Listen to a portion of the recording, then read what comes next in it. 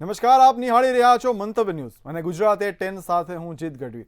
સમાચારની શરૂઆત કરીએ તો મહત્વના સમાચાર રાજકોટથી મળી રહ્યા છે, જ્યાં ભાજપની યાદી છે તે જાહેર કરવામાં આવી છે। રાજકોટના પૂર્વ સમગ્ર માહિતીને લઈને આપણી સાથે સંવાદદાતા ધ્રુવ જોડાઈ રહ્યા છે। જી ધ્રુવ, રાજકોટ મહાનગરપાલિકામાં ભાજપની જે યાદી જાહેર કરવામાં આવી છે, શું છે વધુ વિગત? ચોક્કસથી વાત કરીએ તો રાજકોટ મહાનગરપાલિકાની ચૂંટણી જાહેર થઈ ચૂકી છે અને હવે હાલ જે યાદી છે તે જાહેર થઈ છે। ભાજપે 18 વોર્ડના 72 ઉમેદવાર જાહેર કર્યા છે। નવા જૂના ચહેરાઓના સંગમ સાથે ભાજપનો ચૂંટણી જંગનો શંખનાદ છે તે શરૂ થઈ ગયો છે। પ્રદેશ પ્રમુખ જગદીશ વિશ્વકર્માની અધ્યક્ષતામાં જે ઉમેદવારોની જે આખરી મોર ક્યાંક ને ક્યાંક જેની રાહ જોઈ રહ્યા હતા એને આજે ક્યાંક ને ક્યાંક જાહેર કરવામાં આવી છે। કમલમ બેઠક બાદ ભાજપે સંપૂર્ણ ઉમેદવારની જે યાદી છે તે જાહેર કરી છે। યાદી બાદ સમીકરણ અને સ્વચ્છ પ્રતિભા જે કહી શકાય ધરાવનાર જે લોકો છે તેઓ ઉપર ભાર મૂક્યો છે। ત્યારે રણ મેદાનમાં ભાજપે પોતાના સેનાપતિઓને પણ ઉતાર્યા છે, એટલે કે એવા લોકો પણ રાખવામાં આવ્યા છે કે જે સિનિયર હોય। પૂર્વ મેયર નયનાબેન પેઢડિયા સહિત જે અનેક નેતાઓ છે તેઓના જે પત્તા છે તે કપાયા છે।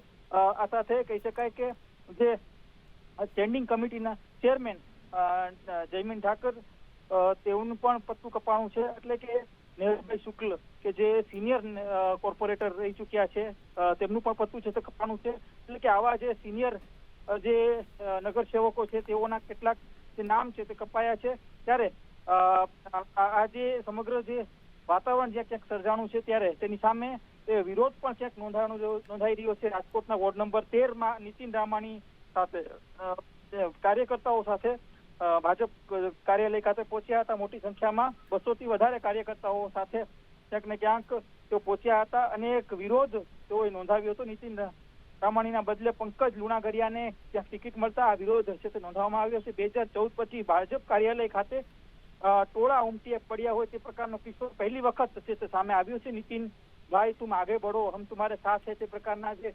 સૂત્રોચ્ચાર છે તે કમલમ ખાતે તે લાગ્યા હતા। ત્યારે ભાજપ કાર્યાલય ખાતે ભારે અફરાતફરીનો એક માહોલ છે તે સર્જાણો હતો।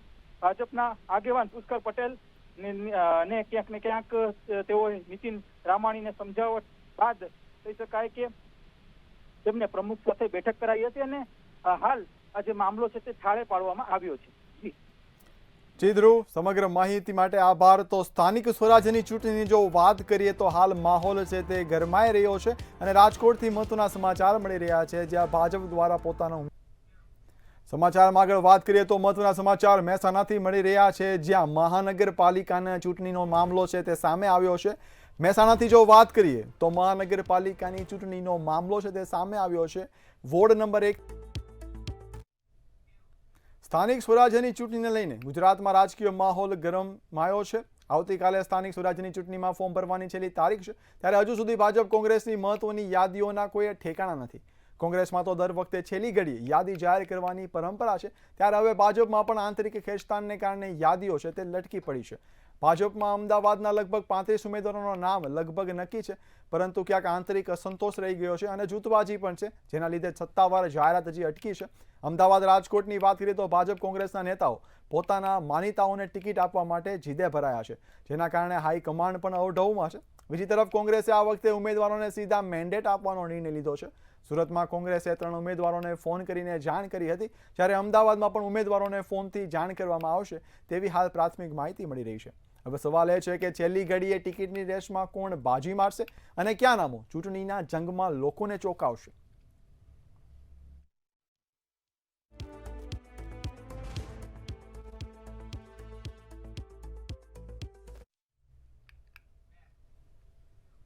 વટવા વિધાનસભાના અમદાવાદ ગ્રામ્યના વાજ ગામમાં ભાજપની ટિકિટ ફાળવણીને લઈને ભારે વિરોધ ઊભો થયો હતો। સ્થાનિક સક્રિય કાર્યકરોની અવગણના કરી નવા જોડાયેલા ઉમેદવારોને ટિકિટ મળતા રોષ છે તે ફાટી નીકળ્યો છે। ગ્રામજનોએ ગોડફાધર અને પૈસાના પ્રભાવના આક્ષેપો સાથે પ્રક્રિયાને પ્રશ્નાર્થમાં મૂકી છે। આ વિવાદથી ચૂંટણી પહેલા જ રાજકીય માહોલ છે તે તંગ બન્યો છે।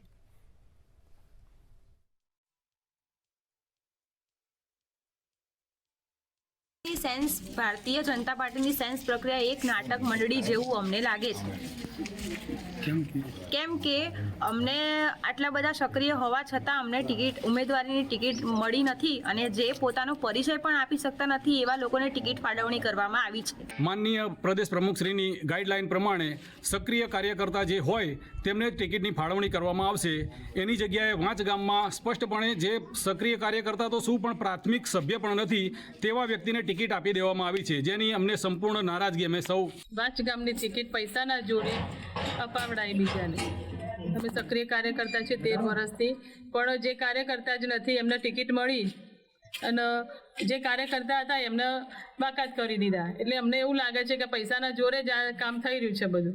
વટવા વિધાનસભાના વાંચ ગામની તાલુકા સીટની અંદર પૈસાના જોરે અને ગોડફાધરના ઈશારે ટિકિટો ફાળવવામાં આવી છે, જેમાં અમારી સાથે અન્યાય કરેલ છે.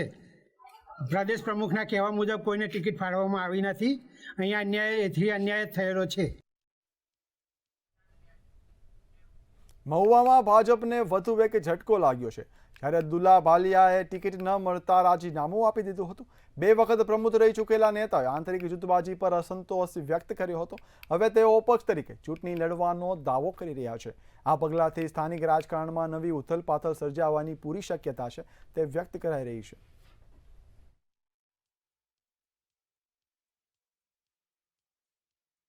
છેલ્લા 35 વર્ષથી હું સક્રિય સભ્ય નિષ્ઠાથી કામ કરું છું, બરોબર. છેલ્લા 45 સાલમાં જ્યારે સરકાર નહોતી ત્યારે પણ મને ભાજપમાં ટિકિટ આપવામાં હતી. ત્યારે સમગ્ર સમાજ, અમારો કોળી સમાજ કોંગ્રેસમાં હતો અને ત્યારે જે સમાજમાંથી ભાજપને ટિકિટ મળી હતી એનું અપહરણ કર્યું, મને ડમીમાં ભરેલું, છતાં મને ત્યાં લડાવવામાં આવ્યો અને પછી ખૂબ મોટો કજિયો થયો અને મારામારી થઈ. એ પાછી ટિકિટ પાછી બીજી ટ્રમમાં મારી કાપવામાં પછી મને દેવામાં આવી અને મને ટિકિટ જ્યાં દેવામાં આવે છે ત્યાં કનુભાઈ કલસરિયાના પોતાના જ ગામમાંથી ટિકિટ આપવામાં આવે છે. જૂનાગઢના માંગરોળ તાલુકામાં સ્થાનિક સ્વરાજ્યની ચૂંટણી લઈને રાજકીય માહોલ ગરમાયો છે. જિલ્લા પંચાયતની 4 બેઠકો માટે યોજાનારી ચૂંટણીઓમાં કોંગ્રેસ 3 ઉમેદવારો જાહેર કર્યા છે, જ્યારે 1 બેઠક પર નામ છે તે હજી બાકી છે. આમ આદમી પાર્ટીએ 2 બેઠકો પર ઉમેદવારી નોંધાવી પ્રચાર શરૂ કર્યો છે. બીજી તરફ ભાજપે હજુ સુધી કોઈ ઉમેદવારનું નામાંકન કર્યું નથી. ઉમેદવારોના નામ જાહેર થતા રાજકીય હલચલ અને મતદારોમાં રસ છે તે વધ્યો છે. સુરતમાં આમ આદમી પાર્ટીમાં આંતરિક અસંતોષ બહાર આવ્યો છે. વોર્ડ નંબર 12ના ઉમેદવાર ડોક્ટર પ્રીતિ સદાસિયાએ પાર્ટીની ટિકિટનો અસ્વીકાર કરી રાજીનામું આપ્યું છે.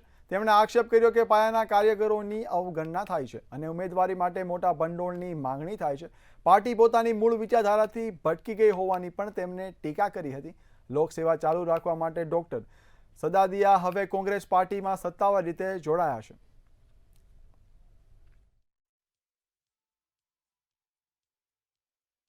ક્યાંક ને ક્યાંક આમ આદમી પાર્ટી પોતાની મૂળ વિચારધારાથી ભટકી ગઈ હોય એવું લાગી રહ્યું હતું. એટલે મિત્રો આ પાર્ટીમાં હું આગળ વધારે કામ કરી શકું એવી કન્ડિશનમાં નહીં હતી. એટલા માટે મેં આમ આદમી પાર્ટીમાંથી રાજીનામું આપ્યું છે. પરંતુ છેલ્લા 6-7 વર્ષથી હું જ્યારે લોકોની વચ્ચે ગ્રાઉન્ડ પર રહીને લોકસેવા કરી રહી છું, લોકોના સતત કામ કરી રહી છું, એ આપ સૌ પણ જોઈ રહ્યા છો મિત્રો. ત્યારે મને એવું લાગે છે કે જે પાર્ટી ખરેખર લોકસેવાની ભાવના રાખે છે, સમાનતાની ભાવના રાખે છે, એવી કોંગ્રેસ પાર્ટી સાથે હું જોડાઈ છું અને આગળ પણ લોકોની સેવા કોંગ્રેસ પાર્ટીમાં રહીને હું કરતી રહીશ. સાવલીમાં ભાજપમાં આંતરિક અસંતોષ ફરી સપાટી પર આવ્યો હતો. આકાશ પટેલને ટિકિટ ન મળતા તેમણે અપક્ષ તરીકે મેદાનમાં ઉતરવાનો નિર્ણય લીધો હતો. ધારાસભ્યના નજીકના ગણાતા કાર્યકરને આ પગલાથી પાર્ટીમાં ઉથલપાથલ તેજ બની હતી. હવે સાવલીના રાજકારણમાં વધુ નારાજગી બહાર આવવાની સંભાવના છે તે પણ વ્યક્ત કરવામાં આવી છે. 2016થી સતત 2026 સુધી ભારતીય જનતા પાર્ટી સાથે રહીને પ્રજાલક્ષી અનેક કામો કર્યા છે. પ્રજાના છેવાડાના માનવી સુધી પહોંચવાનું કામ ભારતીય જનતા પાર્ટી સાથે રહીને એક કાર્યકર્તા તરીકે પ્રજાના હરેક કામો કર્યા છે. હું આ સતત બીજી વખત ભારતીય જનતા પાર્ટીમાંથી સાવલી નગરપાલિકાના વોર્ડ નંબર 6માંથી બીજી વખત ટિકિટ માગી હતી, પરંતુ હજી બીજી વાર પણ મને ટિકિટ નથી મળી. એટલા માટે હું કાલે મારા યુવા ટીમ અને મારા જે મતદાતાઓ છે એમના કહેવા પ્રમાણે હું અપક્ષ ઉમેદવારી નોંધાવી રહ્યો છું. વડોદરામાં સ્થાનિક સ્વરાજની ચૂંટણી પહેલા મતદાતાઓ પોતાના પ્રતિનિધિઓના કામકાજનું મૂલ્યાંકન કરી રહ્યા છે. ત્યારે મંતવ્ય ન્યૂઝ દ્વારા વડોદરાના વોર્ડ નંબર 17માં રિયાલિટી ચેક કરવામાં આવ્યું હતું, જ્યાં દંતેશ્વર તળાવ પાસેની વસાહતમાં લોકો વર્ષોથી મૂળભૂત સુવિધાઓ માટે સંઘર્ષ કરી રહ્યા છે. તળાવની વાત કરીએ તો તળાવ એટલું ગંધાય છે. હમણાં 2-4 દિવસથી થોડુંક સફાઈ ઉપરનો કચરો સફાઈ કર્યો હતો તો કંઈક ગંધ ઓછી થઈ. બાકી 4-5 દિવસ પહેલા એટલું બધું તળાવ ગંદુ હતું, એટલું બધું અહીંયા ઊભું નહીં રહી શકાતું હતું. અહીંયા લોકો જે છે ને ઘરમાં લોકો બહાર જઈને હોટલોમાં જઈને લારીઓ પર જઈને નાસ્તો કરવા, કારણ કે ઊભું ઘરમાં રહેવાય જ નહીં. ખાલી ઝૂંપડા તોડવા દેખાય. ઝૂંપડ કઈ છે પણ ગરીબ મકાન આપવો નથી, ઝૂંપડા તોડવા છે. સફાઈ કામગીરી કરી નથી. આ તળાવ એટલું દુર્ગંધમાં હતું, અમે કોઈ સાફ કરાયું પણ એ પણ કોર્પોરેટરો કે કોઈ સરકારી કામ જે અધિકારી કોઈ આવ્યા નથી અત્યાર સુધી. 400 વર્ષથી કરી. અને આ 300-400 ની વસ્તુમાં શું સુવિધા શું છે સરકાર તરફથી? સુવિધા સાહેબ કોઈ નથી. સંદાની ગટેલે નથી, પાણીનું કન્ડિશન એક પાણી કન્ડિશન ભાઈ અહીં આખા 300-400 માણસો અહીં પાણી ભરવા આવે છે. આ નરે સરકારી નરે એ છે મારે એટલે કે બસ કે બિલ્ડરો આવે કે ઝૂંપડા તોડાવો, વ્યવસ્થા કઈ આપવાની નહીં ગરીબોને. સમાચારમાં આગળ વાત કરીએ તો મહત્વના સમાચાર જામનગરથી મળી રહ્યા છે, જ્યાં ભાજપ દ્વારા મહાનગરપાલિકાના ઉમેદવારો છે તે ફાઇનલ કરવામાં આવ્યા છે. જામનગરથી મહત્વના સમાચાર મળી રહ્યા છે. ભાજપે મહાનગરપાલિકા માટે 64 ઉમેદવારોના નામ છે તે નક્કી કર્યા છે. જામનગર મહાનગરપાલિકાની વાત કરીએ તો 16 વોર્ડ માટે નામો છે તે હાલ નક્કી કરવામાં આવ્યા છે. જામનગર જિલ્લા પંચાયત માટે 23 ઉમેદવારો છે તે હાલ ભાજપ દ્વારા જાહેર કરવામાં આવ્યા છે. તાલુકા પંચાયતની જો વાત કરીએ તો 26 નામોની યાદી છે તે હાલ ભાજપ દ્વારા જાહેર. માહિતીને લઈને આપણી સાથે સંવાદદાતા હિરેન જોડાઈ રહ્યા છે. જી હિરેન, જામનગરમાં ભાજપ દ્વારા જે ઉમેદવારીની લિસ્ટ છે તે ફાઇનલ કરવામાં આવ્યું છે, શું છે વધુ વિગત? જી 100% અત્યારે ભાજપ દ્વારા તાલુકા પંચાયત, જિલ્લા પંચાયત અને મહાનગરપાલિકાનું લિસ્ટ જાહેર કરવામાં આવ્યું છે. ક્યાંક ને ક્યાંક અત્યારે મહાનગરપાલિકામાં અસમંજસ વધારે જોવા મળે છે, કારણ કે 35 જેટલા જે કોર્પોરેટરો હતા એ કપાણા છે, 15 જેટલા જો રિપીટ કરવામાં આવ્યા છે, જેને લઈ અને આ કાલના દિવસમાં ઉથલ પાથલ ઘણી જોવા મળશે એવું 100% દેખાઈ રહ્યું છે. એમાંથી એક કેશુભાઈ માડમ કરીને જે હતા કોર્પોરેટર, એ હાલ અત્યારે બસપામાં જોડાયેલા છે અને આવતીકાલે બસપામાંથી ફોર્મ ભરશે. તો આવો વિખવાદમાં આગળ જઈને 100% જોવા મળશે અને હજી અસંતોષ ઘણા કોર્પોરેટરને રહેશે, જેને લઈને આગળ જઈને ક્યાંક ને ક્યાંક વધારે ભાજપની તકલીફો વધશે 100%. જી રેન, સમગ્ર માહિતી માટે ખૂબ આભાર. તો વાત કરીએ મહત્વના સમાચારની, નવસારીથી સમાચાર મળી રહ્યા છે, જ્યાં જીએસટી ડિપાર્ટમેન્ટ છે તે એક્શનમાં જોવા મળ્યું છે અને દરોડા પાડવાની સમગ્ર ઘટના. સમાચારમાં આગળ વાત કરીએ તો મહત્વના સમાચાર અરવલ્લીથી મળી રહ્યા છે, જ્યાં આગનો બનાવ બન્યો છે. વાત કરીએ જો અરવલ્લીની તો આગનો બનાવ બન્યો છે. વડોદરાના એસટી ડેપોમાં શેડ ધરાશાયી થવાની દુર્ઘટનામાં એક વ્યક્તિનું કરુણ મોત થયું છે. ઘટના બાદ તરત જ પોલીસ અને જીબી વિભાગ ઘટના સ્થળે પહોંચી કાર્યવાહી શરૂ કરી હતી. જાણ થતાં 108 એમ્બ્યુલન્સ પણ પહોંચી ગઈ હતી. ફાયર બ્રિગેડની ટીમે તાત્કાલિક રેસ્ક્યુ કામગીરી પણ હાથ ધરી હતી. હાલ ઘટનાના કારણોની તપાસ છે તે ચાલી રહી છે અને આસપાસના વિસ્તારમાં હાલ સ્થાનિકોમાં ચકચાર મચી ગઈ છે.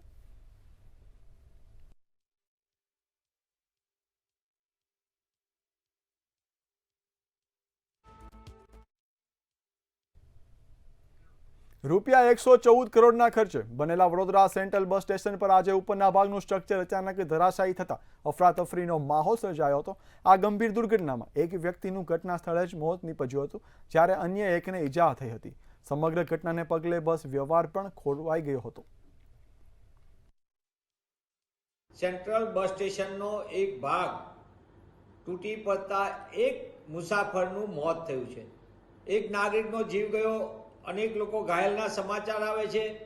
પણ આ સેન્ટ્રલ બસ સ્ટેશનનો જે રીતે તકલાદી કામ થયું, ભ્રષ્ટાચાર થયો, 114 કરોડ રૂપિયાની માતબર રકમથી બનેલું આ બસ સ્ટેશન અને એની આ રીતે ધડાકાભેર તૂટી પડે છે એની છત, દેખાડે છે કે ગુજરાતમાં વધુ એક વખત ભ્રષ્ટાચારનો બોલતા પુરાવા રૂપે આ બસ સ્ટેશન તૂટી પડ્યું છે. પગાર વિલંબને લઈને પ્રાથમિક શિક્ષકોમાં ભારે અસંતોષ ફેલાયો હતો. મહાસંઘે તાત્કાલિક ગ્રાન્ટ અને એડવાન્સ ફાળવણીની માંગ ઉઠાવી હતી. આર્થિક સંકટ વચ્ચે શિક્ષણ વ્યવસ્થા પર અસરની ચિંતા પણ વ્યક્ત કરાઈ હતી. હવે સમયસર પગાર ચૂકવણી માટે તંત્ર પર દબાણ છે તે વધી રહ્યું છે. માનનીય શિક્ષણ સચિવશ્રી અને માનનીય નિયામક સાહેબશ્રીને પત્ર લખીને જાણ કરવામાં આવી છે કે પ્રાથમિક શાળાના શિક્ષકોનો પગાર આજે 10 તારીખ થવા છતાં પણ તેના ખાતામાં આવ્યો નથી. પ્રાથમિક શિક્ષક એક પોતાના ખંડથી પોતાના શાળાની અંદર પોતાના વર્ગની અંદર કામ કરતો હોય ત્યારે અન્ય વિભાગોમાં જો 1લી તારીખે પગાર પડતો હોય તો પ્રાથમિક શાળાના શિક્ષકને પણ 1લી તારીખે પગાર નિયમની જોગવાઈ અનુસાર મળવો જોઈએ. મહેસાણા મહાનગરપાલિકાની નવી ડીપીટીપી સ્કીમ સામે ગ્રામજનોનો વિરોધ ઉગ્ર બન્યો છે. વિકાસના નામે ખેતી લાયક જમીન જતી રહેવાની ભીતિ વચ્ચે મહેસાણાના પૂર્વ વિસ્તારના 10 જેટલા ગામોના રહીશો હવે એકજૂથ થઈને મેદાને ઉતર્યા છે. કુકસ ગામે રાત્રે યોજાયેલી વિશાળ સભામાં ગ્રામજનો, આગેવાનો અને ખેડૂતો એકત્રિત થયા હતા અને તંત્ર સામે આરપારની લડાઈ લડવાનો નિર્ધાર કર્યો હતો. ખેડૂતોને આક્ષેપ છે કે મનપાની ડીપી અને ટીપી સ્કીમ હેઠળ સમગ્ર વિસ્તારને ઇન્ડસ્ટ્રીયલ ઝોન છે તે જાહેર કરવાની તૈયારી થઈ રહી છે, જેના કારણે હજારો ખેડૂત પરિવારોની વર્ષોથી જીવંત રહેલી ખેતી તેમજ પશુપાલન આધારિત જીવન વ્યવસ્થા ખોરવાઈ શકે છે. ત્યારે આ ગામોએ મળીને જમીન બચાવો એક્શન કમિટી પણ બનાવી છે. ખેડૂતોનો આરોપ છે કે વિકાસના નામે રાજકીય ષડયંત્ર રચાઈ રહ્યું છે અને પૂર્વ વિસ્તારમાં માત્ર 2 કિલોમીટરના અંતરે 3 મોટા રસ્તાઓનું આયોજન કરી ખેતીલાયક જમીનના ટુકડા કરવાની હાલ તૈયારી છે તે કરી રહી છે. હવે ગ્રામજનોનો સીધો સવાલ છે કે વિકાસના નામે ખેડૂતનો વિનાશ કેમ? શું તંત્ર લોકોની સંમતિ વગર આ સ્કીમ અમલમાં મૂકશે? તે પણ એક મોટો સવાલ છે.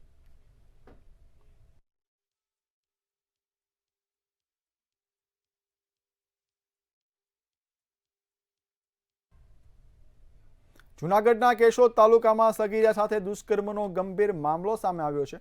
પાડોશમાં રહેતા યુવકે લગ્નની લાલચ આપી તેમજ ન્યૂડ ફોટા વાયરલ કરવાની ધમકી આપી બળજરીપૂર્વક દુષ્કર્મ આચર્યું હતું. આ કેસમાં પોલીસે મહેશ રમેશભાઈ વાળા અને જયેશ નતુભાઈ બારૈયાની ધરપકડ કરી છે. માહિતી મુજબ ફેબ્રુઆરીમાં સગીરાની ઉંમર ઓછી હોવાને કારણે લગ્ન શક્ય ન હોવાથી બંને ઝેરી દવા પીને આત્મહત્યા કરવાનો પ્રયાસ પણ કર્યો હતો, જેને બાદ જૂનાગઢ સિવિલ હોસ્પિટલમાં સારવાર અપાઈ હતી. હાલ પોલીસે પોક્સો અને છેડતી સહિતના ગુનાઓ દાખલ કરીને વધુ તપાસ છે તે હાથ ધરી છે. ફરિયાદીએ તેઓની ફરિયાદ કેશોદ પોલીસ સ્ટેશન ખાતે જાહેર કરેલી છે.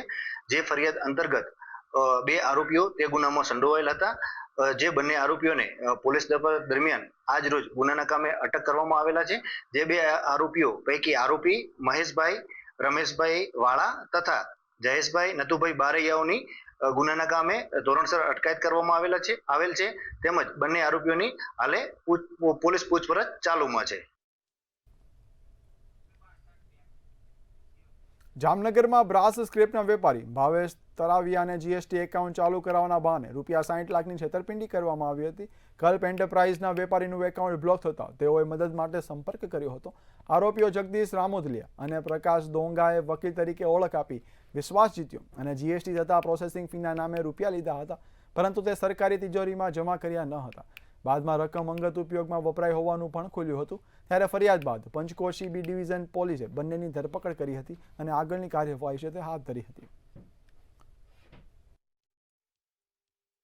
તો જીએસટી ઓફિસેથી મને એવું જાણવા મળ્યું કે મેં જે 60 લાખ રૂપિયા આપેલા હતા પ્રકાશભાઈને એ જીએસટીમાં જમા થયેલ નથી. એટલે મેં પાછો પ્રકાશભાઈનો મળ્યો અને પ્રકાશભાઈએ મને એવું કે જણાવ્યું કે એ પૈસા તમે ભૂલી જાઓ, એ પૈસા હવે પાછા નહીં આવે. અને મને એના તરફથી એવું કહેવામાં આવ્યું કે મને તમે ઓળખતા નથી, હું રાજકારણી માણસ છું, વગવારો માણસ છું. બોલાચાલી કરી અને મને એમ કીધું કે તમે પૈસા ભૂલી જાઓ અને તમારાથી જે થતું હોય એ કરો, પોલીસ ફરિયાદ કરવી હોય તો પોલીસ ફરિયાદ કરો. ત્યારબાદ હું પોલીસનો મેં સંપર્ક કર્યો અને પોલીસ સ્ટેશને મેં ફરિયાદ દાખલ કરી અને મને હવે એવી અપેક્ષા છે કે મને પોલીસ ન્યાય આપે. તો હાલ ગુજરાતે 10માં બસ આટલું જ. વધુ અપડેટ્સ માટે જોતા રહો મંતવ્ય ન્યૂઝ. નમસ્કાર.